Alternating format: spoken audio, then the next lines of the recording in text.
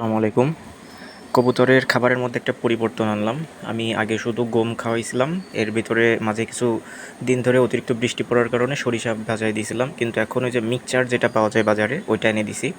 অল্প পরিমাণে আনছি, দেখতে হবে আগে এরা খায় কিনা, কারণ আমার হচ্ছে দুইটা দেশি জোড়া আর একটা গিরিবাজ জোড়া। যদি খাই তাহলে ভালো, আর না খাইলে ওটা চেঞ্জ করতে হবে। এখানে প্রত্যেকটার এখানেই নতুন করে বাটি, পানির বাটি, খাবারের বাটি যেগুলো আছে ওইগুলো দিয়ে দিছি। আগে বাটি ছিল না, তো নতুন করে এগুলো দেওয়া হয়েছে। আর আলহামদুলিল্লাহ আলহামদুলিল্লাহ আল্লাহর কাছে অনেক অনেক শুক্রিয়া। আমার গিরিবাজের যে জোড়াটা একটা ডিম দিয়েছিল ওটা পরবর্তীতে আজকে এই একটু আগে আরেকটা ডিম, মানে এও এক জোড়া ডিম কমপ্লিট করছে। তো এখন হচ্ছে একটাই ভাবনা বা একটাই চিন্তা, আল্লাহ ভরসা, দেখি কি হয়। এরা যেহেতু নবীন ছিল দুইটাই, তো ঠিকভাবে মিটিং করছে কিনা বা বাচ্চা হবে কিনা, জমবে কিনা, এটা হচ্ছে দেখার অপেক্ষা। তো আল্লাহর উপর ভরসা রাখতে হবে। যাই হোক, সব মিলায় সব কিছু ঠিকঠাক আছে।